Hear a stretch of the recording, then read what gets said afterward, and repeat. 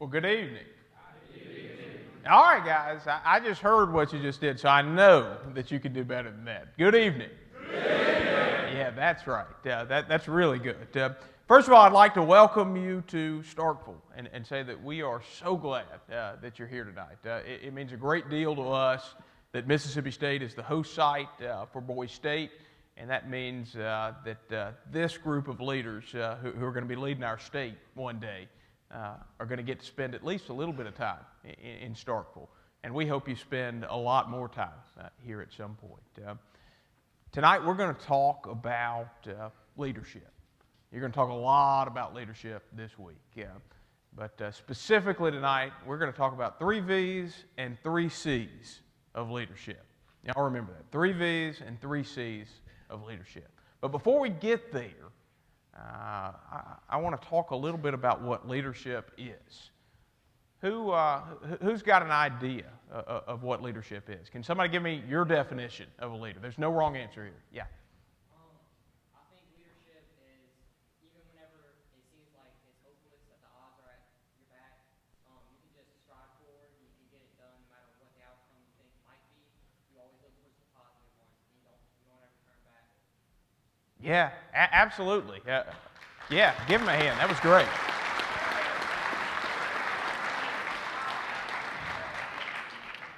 A leader can't ever lose faith or hope, because if a leader doesn't have faith or hope, why in the world would anybody else in the organization have faith or hope? And there are going to be times in the life of each and every one of you in your leadership experiences when the world will give you every opportunity to lose faith or hope. But to be a leader, you can't do it. Does anybody else have a definition of leadership? Yeah. Leadership is the ability to convey influence through words, actions, or any other means in a way that it draws others to do things to reach a certain goal, any goal that you can set. So it's the ability to see what's positive in other people and have them act on it on your behalf or on their own. Yeah, man. Give him a hand.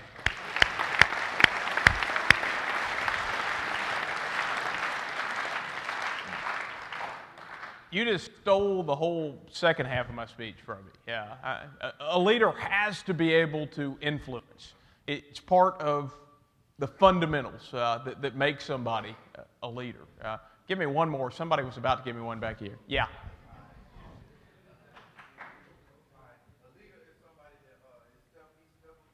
He never back down from a challenge. He always take it, and he helps everybody else and influence his team members and stuff like that.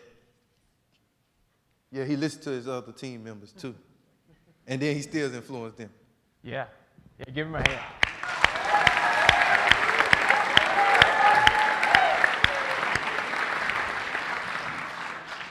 A leader doesn't back down from a challenge. Yeah. Courage. Courage is a big part of leadership. If you're going to be a leader, there's going to be times where you're standing right out on the edge and you don't know what's there. You know what you believe and you know what you're trying to accomplish, and you got to have the courage to do it. Absolutely. I'm going to give you my definition of leadership. I'm going to give it in 2 parts. The first part is a leader, by definition, is somebody who is going somewhere.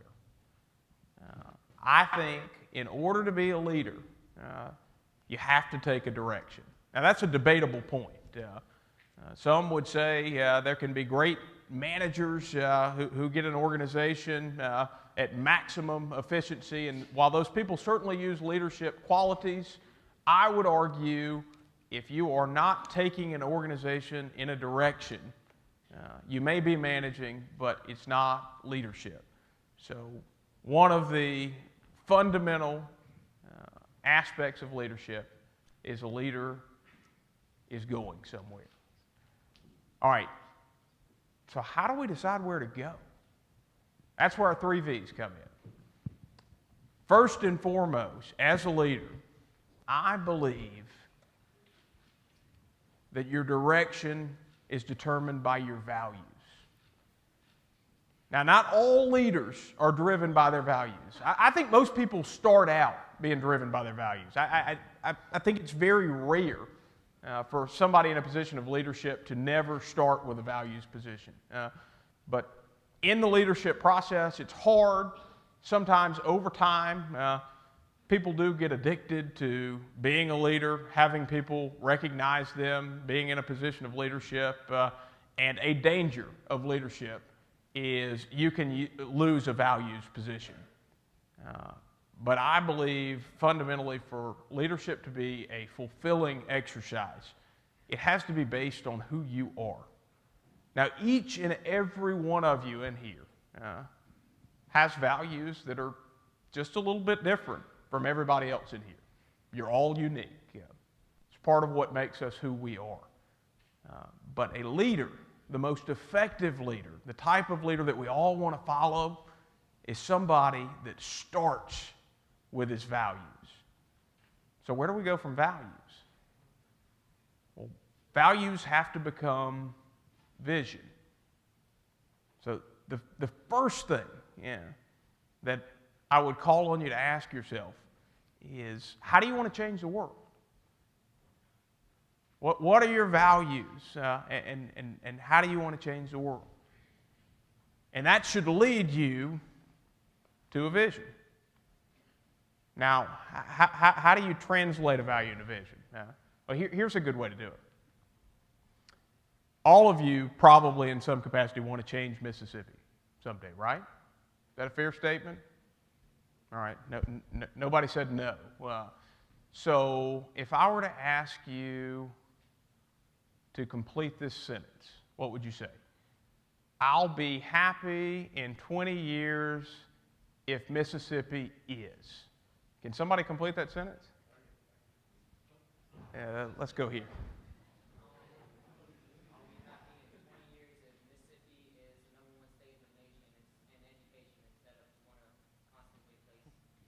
All right, I'll be happy in 20 years.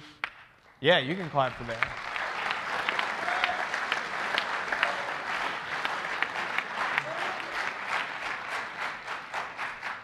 I'll be happy in 20 years if Mississippi is the #1 state in the nation in education. That's a vision statement, right? That's a great vision for the state of Mississippi.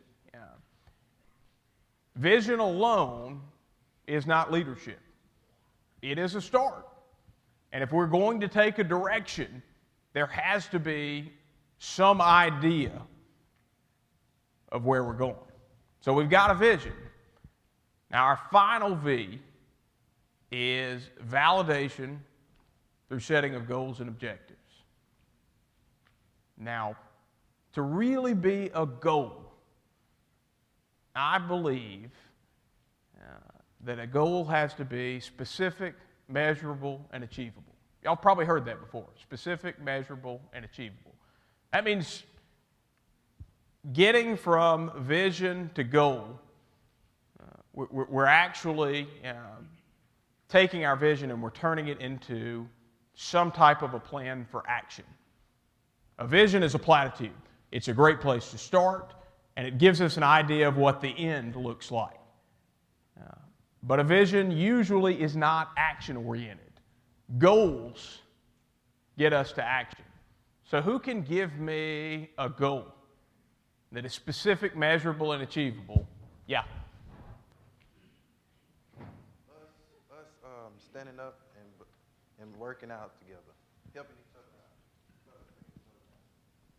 out. All right. Give me a goal as it relates to being the #1 state in the nation in terms of education. Us completing high school. Us completing high school. Raise the graduation rate? Yes, absolutely. All right, so we want to raise the graduation rate in Mississippi. Is that specific, measurable, and achievable? What do y'all think? Can we make it a little more specific? All right, this is the collaborative process of leadership. Somebody take that and see if you can't turn it into something that we can turn into action. Yeah. We could try to achieve a higher average GPA in the state. It's a higher average GPA. And by having a higher average GPA, we'll have more people that complete high school. All right? All right, let's take it. Hold on. This is a fluid process. And in order for it to work, everybody's got to listen to each other. So when you're not talking, listen. Take that and see if you can make it a little more specific, measurable, and achievable. What we're trying to do is we're trying to create a goal that will lead us to having a greater graduation rate in the state of Mississippi. You right there. Higher attendance rate. Okay, yeah. All right, so if our attendance rate is higher, then we're going to have more people that are more engaged in school. Therefore, less people are going to drop out and they're going to complete their degree. Yeah. All right. Let's see if we can't refine it even a little bit more. Yeah.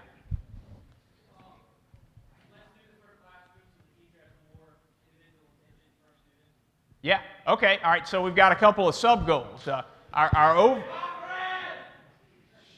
right.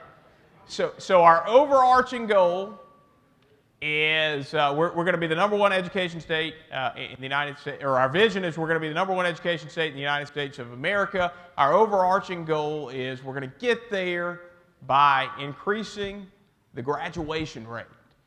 And now we're doing that by lowering class ratios, raising GPAs, and what was our third one? Somebody just said it right here. And raising attendance. All right, let's stop right there for a second.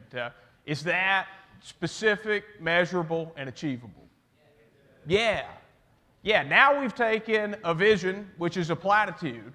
It's something that sounds good, and we've turned it into something that we can all get behind, something that we can motivate an organization to do.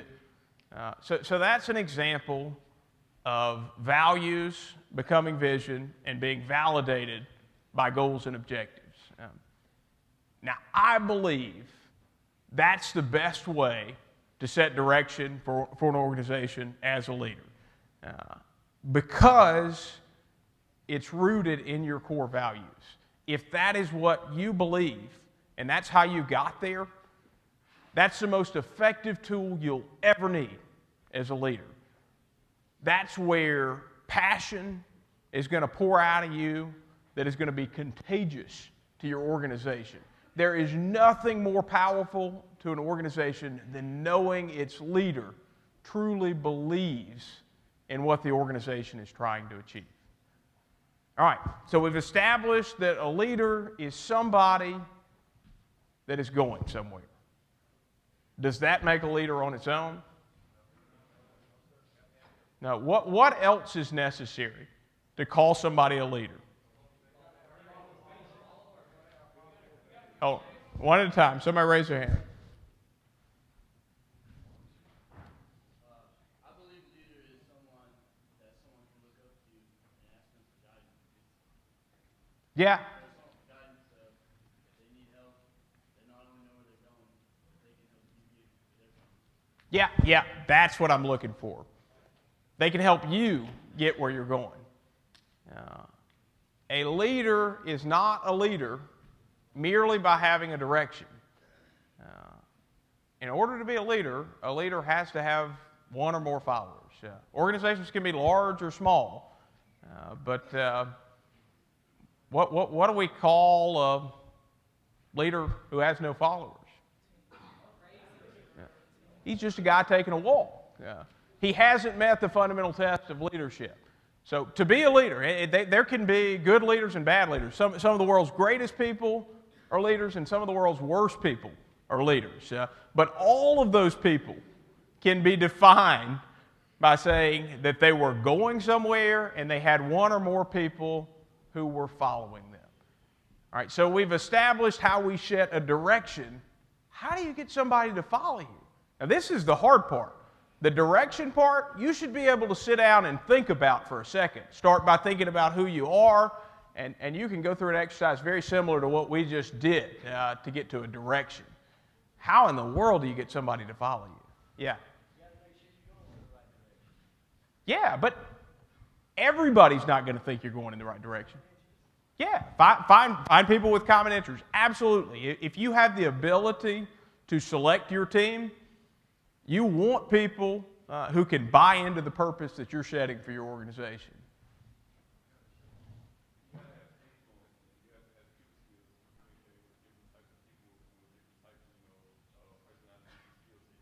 Yeah, that's a big one.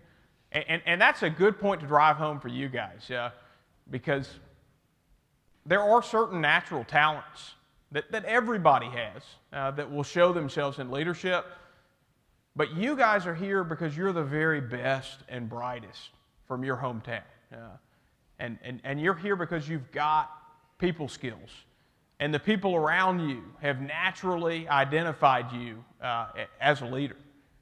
That's an important part of it. Your personal power is a piece of it.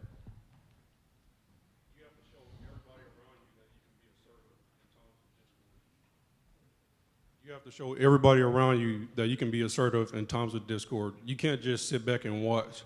You have to step up to the plate and show them that you're a leader. Yeah, absolutely. Yeah, an organization is chaos without it.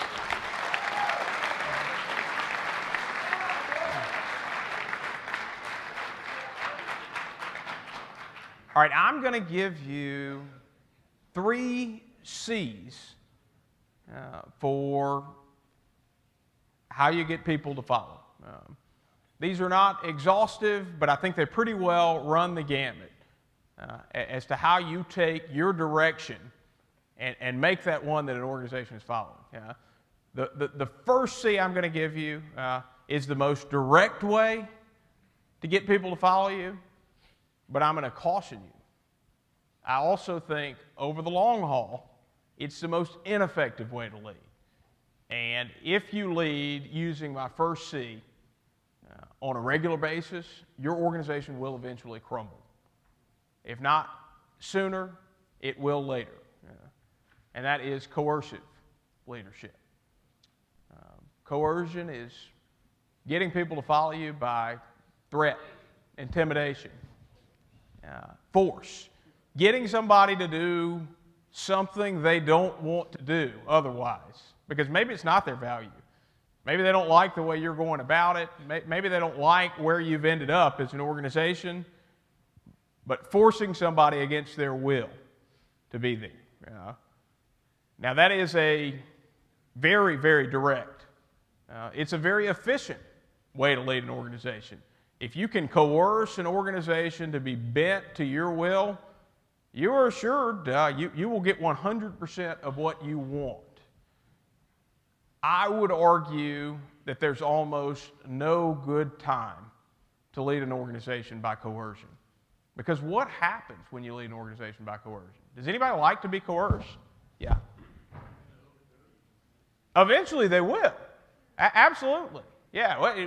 What else is a negative effect of coercion? You.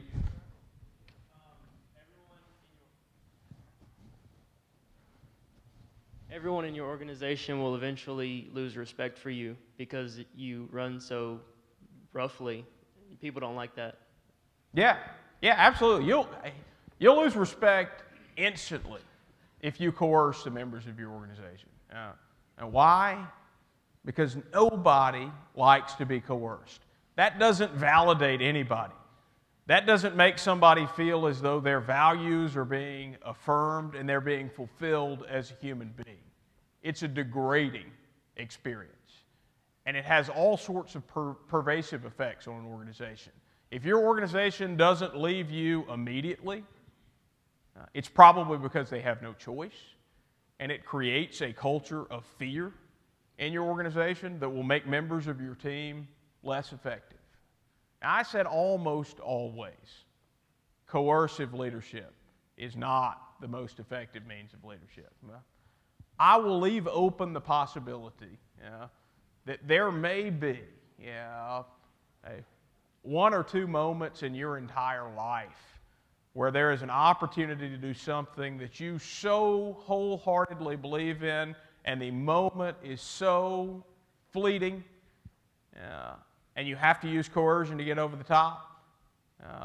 that it may be worthwhile to do a cost-benefit analysis, determining what the long-term negative effect to your organization is if you use coercion versus the benefit of getting your objective achieved right then. There may be a time or two in your life where that exercise says you should use coercive leadership. But beware, as soon as you do it, your organization will never be the same again because you are going to destroy the relationships that make your organization what it is. So that's the worst model of leadership. Now, I'm going to go all the way to the opposite end of the spectrum, the best model of leadership. Our second C is collaborative leadership. Collaborative leadership is the opportunity that we don't always get. It's just not always possible. Collaborative leadership is where the whole team can build something together, and you get to stand on that mountaintop with your team, with everybody feeling completely validated and fulfilled because you've done something fantastic together and you all agree that it's fantastic. I'll tell you a quick story. Half Moon Bay, California. Anybody know where Half Moon Bay, California is? Anybody? Yeah.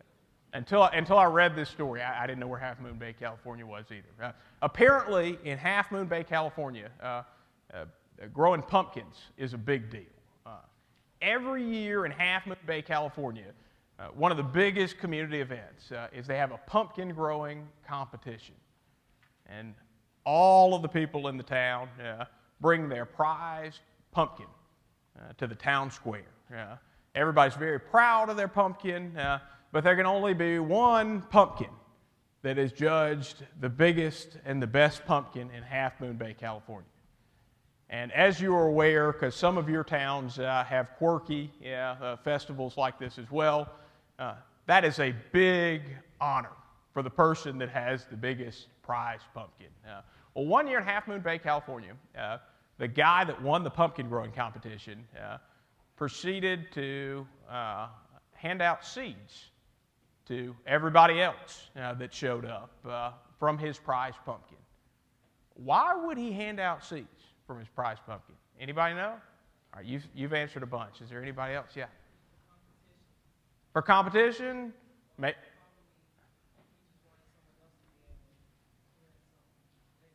Yeah, maybe he won. He wanted to share the wealth a little bit.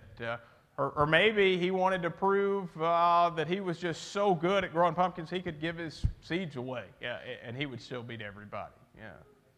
Anybody else got an idea why he gave his pumpkin seeds away? Yeah.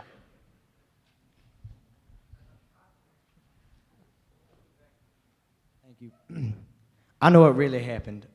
He had the biggest pumpkin, and he went home and had the smallest pumpkin, removed all the seeds, and when the people come to get seeds, he gave them the smallest seed.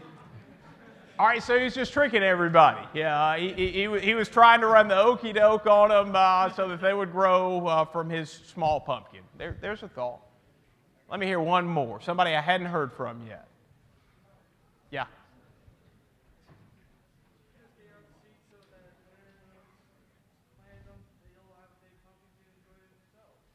Yeah, you're on to it. Do we have any botanists in here? People that are interested in botany? If you are and you know what I'm about to say, raise your hand. Otherwise, I'm going to just tell you. Is there anybody who wants to take a stab at it from a botanical perspective? Yeah. Maybe he wants to burn the pumpkin growing process to get everybody on the same level so everyone can have bigger pumpkins in the future. Yeah, you're just about there. That's it. Pumpkins apparently grow by cross-pollination. And his theory was if everybody else around him had a bigger pumpkin, he would have a bigger pumpkin too. He was so confident in his seeds that he wanted to give them to everybody else so their pumpkins would get bigger so he could have an even bigger pumpkin the next year. That's what collaboration is all about. If you can achieve it as an organization, and you can get everybody driving for something that they really believe in, then everybody's pumpkin's going to be bigger. And that's the dream of a leader. A few times in your life, you should be able to experience the mountaintop moment of collaborative leadership. But collaboration is not a true collaboration where everybody gets there to the same place is not always possible. So that brings me to my third C. And I would say this is the situation, particularly if you're in politics, that you're going to find yourself in more often than not. This is practical leadership, and that's coalition building. Coalition building is somewhere in between coercive leadership and collaborative leadership. Now, you've started with the collaborative model. You've shared your vision. You've built goals and objectives together as a team, but you get to a decision point, and accomplishing those goals and objectives doesn't yield the same agreements that you all had when you started. This is the way politics usually works. Well, you're at a point where you can either retreat, back away from it and do nothing because you can't have the consensus, collaborative, mountaintop moment. And sometimes you may want to do that because sometimes maybe what you're trying to accomplish is just not worth the tension that coalition building causes. But if what you're trying to do is worthwhile and you believe in it, then you're going to have to try to build a coalition. And that doesn't mean running roughshod over your team and coercing them to do what you want them to do. This is the process of compromising, trying to find ways to give a little bit on some of the ideals that you went into the process with so that somebody else can feel more validated, and building a working majority. In this country, usually when we talk about effective leadership in politics, it's in terms of building majority because we live in a majority rule country. So more often than not, you're going to find yourself in a position in political leadership of coalition building. And when you build coalitions, there's got to be a fundamental difference in coalition building and coercion. That means it's a process that has to be respectful. And you've got to be able to understand when you're on the outside of a coalition, not to take it personally. You've got to do the best you can to be there for the next opportunity of leadership. Which means no matter how personal it may feel, sometimes you're just going to have to swallow hard and get up for the next opportunity. And if you are leading a coalition, you've got a responsibility to not make it personal. First and foremost, just because it's the right thing to do, not to make it personal. Making it personal is mean-spirited. I mean, there's just no way around it. When something doesn't have to be personal and you go out of your way to make it personal, it's mean. And it will rot your soul if you make a habit of doing it. But for your organization, the person on the outside of your coalition today is somebody that may be the biggest champion of your coalition tomorrow. And if you're around long enough, and you're going through enough different coalition building exercises, I can guarantee you everybody in your organization is potentially somebody down the road that can be a part of the coalition you're trying to build. So you take the long haul. So a leader is what, by my definition? It's two things. Let's see if y'all got it. What's the first thing a leader is? Yeah. It's what? Going somewhere. Absolutely right. What's the second thing a leader's doing? Going somewhere and what? Yeah, has at least one or more people that are following him. And how does a leader effectively set where the organization is going? Goals are the last thing. Vision is the second thing. Where do goals and vision come from? Your values. There has to be some reason that is personal for you that you are doing all of this. Otherwise, it will never be worth it, no matter how many times you succeed as a leader. And what are our 3 options for getting people to follow us? Yeah, absolutely. You guys have been great, and I hope you have a wonderful, wonderful week. And if I have any time left, I would be glad to take some questions. Do I have any time left? Yes, sir. Yeah, if that's fine with you, we'll take some questions. Yeah. What's going to happen, guys, if you'll stay in your seats, raise your hand, the mayor will call on you. You will stand up, state your name and the hometown where you're from, and ask your question. All right, thanks. Yeah.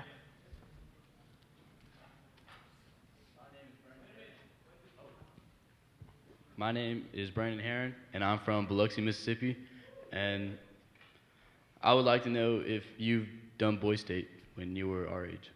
You know, I did not, and I really wish I'd gotten the opportunity to. I remember you saying that in the beginning of the speech, but why was it not offered to you? Or You why know, I didn't don't know. I can't say definitively. I am not aware that my school sent somebody, but I can tell you for sure it wasn't me if they did send somebody.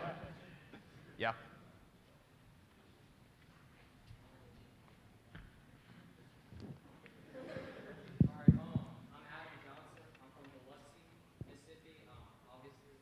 I just want to know, like, in your opinion, you've been in politics, you've studied politics. Who do you think is the best political leader that exemplifies the values you've given us today of a leader?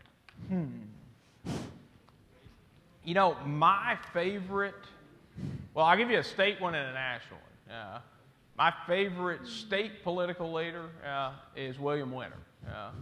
And my favorite, yeah, we can clap for that.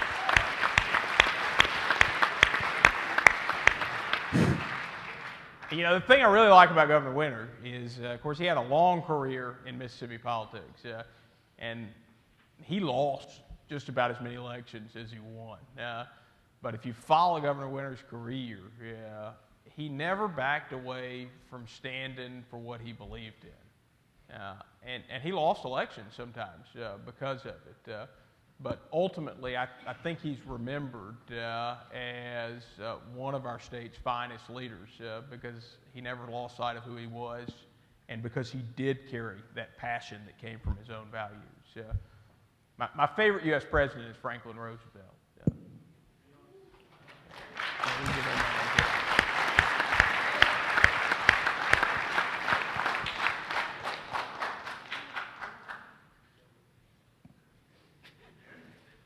Yes, sir.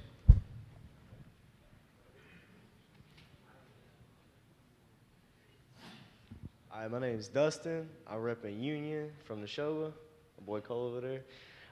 As mayor, what is your jobs, like local city jobs? Like, what all do you have to handle to take care of as a mayor of a college city like Starkville? Yeah. Well, mayor, first and foremost, is the chief executive of a city. And that has an operational function. Of course, cities deliver a variety of services that people rely upon in their daily lives.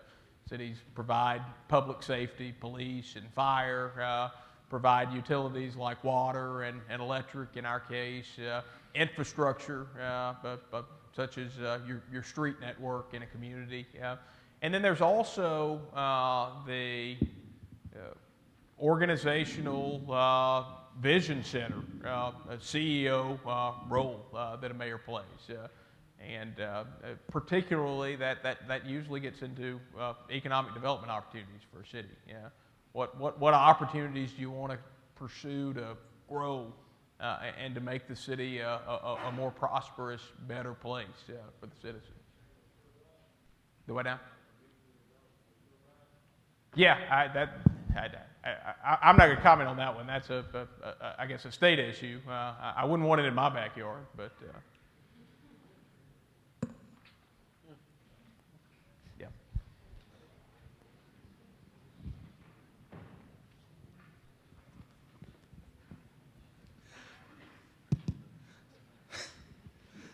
All right, I'm Ian Hurley from Starkville. How often through your political career have you used the 3 different types of leadership that you told us? And also, do you think that you've accomplished some of the visions you started out your political career with today? Yeah, I hope I have never used coercive leadership. And I don't think I have. Really and truly, I don't think I'm capable of it. I'm just not a real hard-nosed, scorched earth type of guy. So somebody else may have a different impression, but I hope that I've never used coercive leadership. Plenty of collaborative and coalition building leadership. More often than not, the way my leadership has looked as a mayor is I've started with aspirations of a collaborative process, and it's ended up as a coalition building process, which I don't think that's a bad thing. I've had that experience, and I'll try to model it again for myself in the future, because I think you always start trying to get everybody to the same place. But government decisions, particularly on the local level, when so many of the things you're doing are touching people's households and their lives, are just difficult, complex, and a lot of times you lose people along the way and it becomes a coalition building exercise. So I'd say maybe 30% collaborative, 70% coalition building. And what was the second part of your question? Do you think you achieved some of the visions that you started out your political career with? Yeah, absolutely. Starkville is really blessed of being in a great position right now. Of course, as a college town, home to a top 100 research university in the knowledge-based economy, we've got tremendous opportunities here, and we're seeing a lot of growth. When I was elected 5 years ago, some of my biggest goals included addressing city facilities. We're in the middle of building a new city hall right now, so that is a big piece of that I'm excited about. And also establishing a regional paradigm for economic development. And I was ecstatic 2 years ago when the Golden Triangle became the first region in the state to completely consolidate its external economic development operation in the Golden Triangle link. Yeah. Time for one more question.